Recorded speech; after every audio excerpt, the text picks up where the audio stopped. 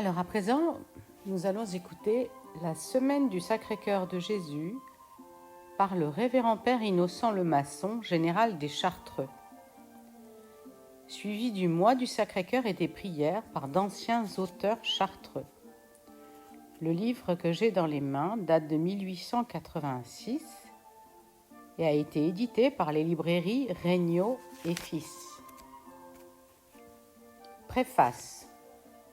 En 1694, le très révérend Père Don Innocent Lemasson, général des Chartreux, publia un petit ouvrage sur la dévotion au Sacré-Cœur qu'il fit imprimer à la Grande Chartreuse dans les bâtiments de la Correrie par un maître imprimeur de Grenoble. 2 années après, une seconde édition paraissait à Lyon, chez Combat. Cet ouvrage est aujourd'hui rarissime, pour ne pas dire introuvable. De la seconde édition, nous connaissons 2 ou 3 exemplaires. De la première, un seul et unique, celui que nous réimprimons. Cet opuscule est donc une curiosité bibliographique. Il est encore, à d'autres points de vue, bien autrement précieux. L'ouvrage d'abord porta pour titre « Exercice de dévotion au Sacré-Cœur de Jésus-Christ pour les religieuses chartreuses ».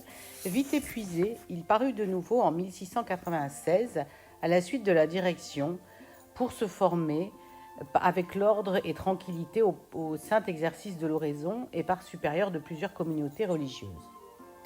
Ce supérieur est Don Lemasson lui-même.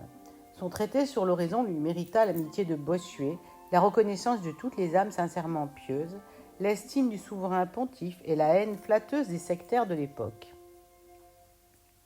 L'ouvrage, comme son premier titre l'indique, était destiné aux seules religieuses chartreuses. Lemasson, jugeant dans la suite qu'il pouvait être mis utilement entre toutes les mains,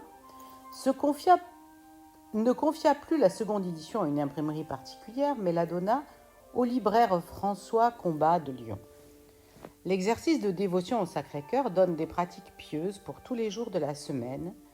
C'est ce qui nous a décidé dans cette 3e édition à lui donner le titre de Semaine du Sacré-Cœur, plus approprié à nos habitudes actuelles et disant mieux ce que l'ouvrage contient.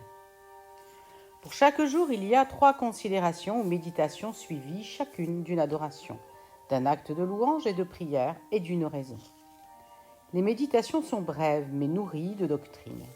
Lemasson est trop bon théologien et trop versé dans les voies de la spiritualité pour pouvoir écrire autrement. Du lundi matin au dimanche soir, il suit notre Seigneur dans les phases principales de sa vie et là étudie son cœur.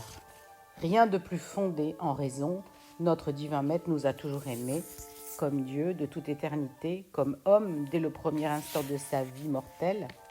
Ce perpétuel amour de Jésus pour nous, ce mobile invariable de toutes ses actions, voilà ce qu'étudie notre pieux auteur. Il étudie en savant d'abord, puis pose-t-il des principes dans chacune de ses considérations. Mais il sait de plus que l'intelligence, une fois éclairée, et le cœur connaîtra facilement le Sacré-Cœur. C'est pourquoi viennent à la suite de ces mêmes considérations des louanges affectueuses et des prières pleines de dévotion.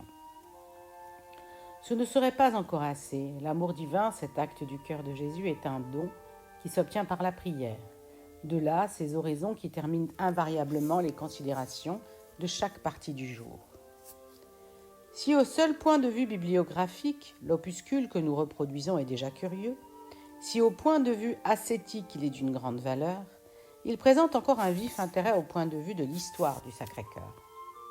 À quelle occasion fut publié cet exercice pour les religieuses chartreuses ? L'auteur nous l'apprend. Vers 1692, des moniales ou religieuses de l'ordre des Chartreux écrivaient à leur supérieur général. Elles avaient eu entre les mains un petit livre publié récemment en l'honneur du cœur de Jésus, dans lequel on indiquait certaines pratiques nouvelles, entre autres un rendez-vous quotidien dans ce divin cœur. Puis des prières spéciales, une consécration, une amende honorable. On demandait le vendredi après l'octave de la Fête-Dieu une communion réparatrice pour honorer le Sacré-Cœur de Jésus et lui témoigner sa reconnaissance. Cette communion réparant les outrages faits à la Sainte Eucharistie était comme une sorte de fête en l'honneur du Sacré-Cœur. Les moniales demandaient si le révérend Père général voudrait bien consentir à ce qu'elles missent en pratique les conseils du petit livre et elles le lui envoyaient. dont le maçon répondit « Je ne consens pas seulement à ce que vous mettiez cette dévotion en pratique, mais je vous y exhorte. » Il accordait tout et fit plus encore. Bien qu'écrasé de besogne par les devoirs de sa charge, il sut trouver du temps pour composer un ouvrage spécial aux religieuses chartreuses, calqué sur le petit livre qu'elle lui avait envoyé. Et comme ce livre assignait un rendez-vous aux retraites quotidiennes dans le cœur de Jésus, le maçon indiqua à l'usage de ces religieuses 3 stations chaque jour dans le cœur du divin maître. Et c'est tout l'opuscule que nous réimprimons aujourd'hui. Mais qu'est-ce que ce petit livre, ce livre imprimé à Dijon vers 1690, traitant de la dévotion du Sacré-Cœur et d'une fête réparatrice en son honneur, assignant un pieux rendez-vous aux âmes dévotes, donnant des litanies, une amende honorable, une consécration au Sacré-Cœur? Les annales des visitandines de Dijon et les lettres de la bienheureuse Marguerite Marie vont nous l'apprendre. La célèbre mère de Saumaise, à son retour de Paray-le-Monial, fit connaître à plusieurs religieuses de Dijon la dévotion au Sacré-Cœur, en particulier à une jeune sœur, Jeanne-Madeleine Joly, âme de feu, pleine de ferveur, d'une foi à enlever les montagnes. Jeanne-Madeleine se sentit inspirée de travailler pour répandre la dévotion au Sacré-Cœur. Elle composa donc un petit livre sur ce sujet, écrivit une messe en français qu'elle fit traduire en latin, rédigea des litanies et quelques formules de prière. Le tout fut imprimé vers la fin de 1686 avec l'approbation du vicaire général de Langres, Monseigneur Amat, délégué par l'évêque. La sœur Joly, dont le zèle croissait en proportion du succès, fit imprimer au commencement de 1689 le divin rendez-vous. En cette même année, le 11 avril, la mère des Barres, supérieure de Dijon, écrivait « Il se débite ici un petit livre qui contient les motifs de ce culte, du Sacré-Cœur donc, avec des prières et des litanies. Il n'y a pas à hésiter. Devant ce témoignage, le petit livre que la divine providence fit tomber entre les mains des moniales et du révérend père des Chartreux, le divin rendez-vous, ce second ouvrage de la vénérable sœur Jeanne-Madeleine, publié en 1689. Admirable destinée de ce modeste opuscule, composé par une humble religieuse, mais par une sainte âme. Un exemplaire envoyé à Dijon par la bienheureuse Marguerite Marie arrive entre les mains d'un père jésuite qui l'admire, le fait revoir et augmenter par le célèbre père Croisset, dont ce fut le début. L'imprime et se répand dans le public et se dispute ces pages si touchantes. L'édition est enlevée immédiatement et il en faut donner une seconde presque aussitôt après, comme nous l'apprend la bienheureuse dans une de ses lettres. Et ce même petit livre de la sœur Jeanne-Madeleine sera encore le thème sur lequel travaillera le révérend père don Innocent le Maçon, pour faire mettre en pratique dans son ordre la dévotion révélée à la sainte visitandine de Paray-le-Monial. Ce petit livre de Dijon, écrit par une religieuse, servira de base aux travaux d'excellents théologiens.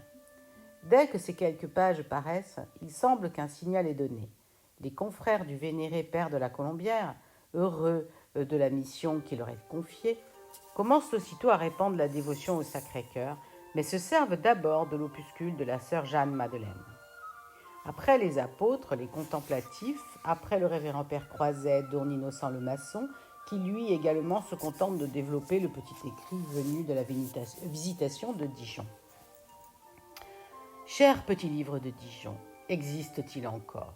Nous en avons au moins dans l'ouvrage que nous publions aujourd'hui des fragments authentiques, et même l'ouvrage entier de Le Maçon, inspiré par lui, le rappelle et à un certain point le remplace. Cette semaine du Sacré-Cœur que nous rééditons mérite donc notre estime puisqu'elle se rattache à de si doux souvenirs. Un opuscule qui renferme de si précieux fragments ne devrait pas rester plus longtemps dans l'oubli. Colligite fragmenta, dont nous avons recueilli respectueusement ces restes et les offrons aux amis du cœur de Jésus. Ce sentiment de respect ne nous a pas permis de toucher en quoi que ce soit au texte original de la semaine. Le Maçon, excellent théologien, ascète consommé, est loin d'être parfait littérateur. Nous avions songé à modifier son style, mais il perdait alors en énergie, ce qui l'acquérait en correction grammaticale. Nous n'avons pas osé continuer, et gardant le vieux style, nous avons gardé l'orthographe du temps. Cette variante du petit livre de Dijon paraît telle qu'elle parut en 1694. Je vous invite maintenant à écouter donc ces exercices de dévotion au Sacré-Cœur de Jésus pour tous les jours de la semaine à l'usage des religieuses chartreuses. Rendez-vous dans l'épisode suivant.